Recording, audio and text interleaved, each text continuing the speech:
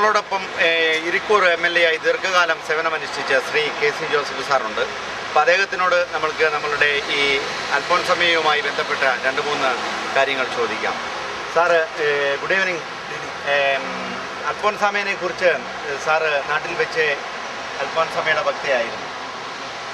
തീർച്ചയായും അൽഫോൻസാമ സീറോ മലബാർ സഭയുടെയും കേരള സഭയുടെയും ഒരു വലിയ അഭിമാനമാണ്.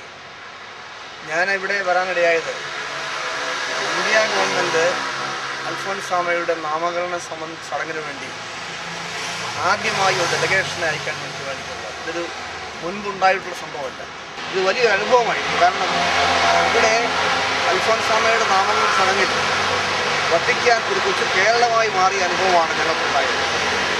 യൂറോപ്പിലെയും അമേരിക്കയിലെയും അതുപോലെ ഗൾഫിലെയും മലയാളി സമൂഹത്തിൻ്റെ ഒരു വലിയ കൂട്ടായ്മ.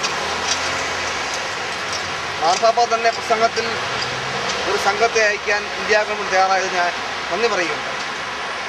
തീർച്ചയായും ഇത് ഇന്ത്യയിലെ ആദ്യത്തെ സെയിൻ്റായി മാറിയ അൽഫോൻസാമയുടെ ഈ നാമകരണ ചടങ്ങ് തീർച്ചയായും ഇന്ത്യയുടെ യശസ്സും അന്തസ്സും മറുനാട്ട് വളർത്താൻ വളരെയേറെ സഹായകമായിട്ടുണ്ട്.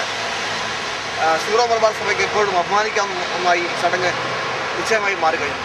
ഇപ്പോൾ അൽഫോൻസാമയെ നമ്മൾക്ക് ഒരു വിശുദ്ധിയായി പ്രഖ്യാപിച്ചതിൻ്റെ പേരിൽ ഇപ്പോൾ നമ്മളുടെ കേരളീയ ക്രൈസ്തവ പാശ്ചാത്തലം എടുത്തു കഴിഞ്ഞാൽ നമ്മളുടെ യുവജനങ്ങളിൽ, നമ്മളുടെ പള്ളികളിൽ, ആരാധനാക്രമങ്ങളിൽ എന്തൊക്കെ മാറ്റങ്ങളാണ് സംഭവിക്കാൻ പോകുന്നത്? നമ്മളുടെ യുവാക്കൾ ഈ ദൈവത്തിലേക്കും അൽഫോൻസാമയോടുള്ള ഭക്തിയെക്കുറിച്ചും അവരുടെ ജീവിതത്തിൽ എന്തെങ്കിലും മാറ്റം വരാൻ ചാൻസ് ഉണ്ടോ? തീർച്ചയായും അൽഫോൻസാമയുടെ ലളിതമായ ജീവിത രീതിയും കഷ്ടപ്പാടുകളും ത്യാഗങ്ങൾ അനുഭവിക്കാൻ കാണിച്ച സന്നദ്ധതയും ഒരു വലിയ മാതൃകയാണ്. അൽഫോൻസാമ ഇന്ത്യയുടെ ആദ്യത്തെ സെയിൻ്റാണ്. അതുപോലെ വാഴ്ത്തപ്പെട്ടവളായി പ്രഖ്യാപിച്ചിട്ടുള്ള മദർ തെരേസ, ചാവറ കുര്യാക്കോസ് ഏലിയാസ് അച്ഛൻ, അവരുടെ എല്ലാം ജീവിതത്തിൻ്റെ മാതൃകകൾ യുവതലമുറയ്ക്ക് വലിയ മാർഗദർശനമായി. നമ്മളോടൊപ്പം ഏതാനും നിമിഷങ്ങൾ ചെലവഴിച്ച ശ്രീ KC ജോസഫ് സാറിന് അലിക്കിൻ്റെ വിരുന്ന് സൽക്കാരത്തിൽ സാറിന് വരാൻ സാധിച്ചില്ല. എങ്കിൽ തന്നെയും നമ്മൾ പ്രത്യേകം അവരെയെല്ലാം അന്നത്തെ ദിവസം ഓർത്തു. അതുപോലെ തന്നെ അടുത്ത ട്രിപ്പിൽ സാറ് ഞങ്ങളെ ഒന്ന് സന്ദർശിക്കുക. വരുന്ന രാഷ്ട്രീയ കാര്യങ്ങളിൽ അലിക്ക് ഒരു സംഘടന എന്ന നിലയ്ക്ക് സംഘടനയ്ക്ക് പ്രത്യേകമായിട്ടുള്ള രാഷ്ട്രീയ ഭീഷണികളില്ലെങ്കിൽ തന്നെയും എല്ലാ കേരളത്തിലെ രാഷ്ട്രീയക്കാരെയും ഞങ്ങൾ ബഹുമാനിക്കുന്നുണ്ട്. കാരണം ഞങ്ങളൊക്കെ നാടിനോട് ഒത്തിരി കടമപ്പെട്ടവരാണ്. ഈ അവസരത്തിൽ നമുക്ക് സാറിന് അലിക്കിൻ്റെ പേരിൽ പ്രത്യേകം നന്ദി പറയുന്നു.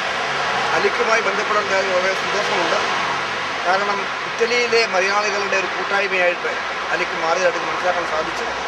നിങ്ങളുടെ ത്യാഗവും കഷ്ടപ്പാടും കഠിനാധ്വാനവുമാണ് എന്നും കേരളത്തിൻ്റെ പുരോഗതിക്ക് വലിയ പങ്കുവഹിച്ചു.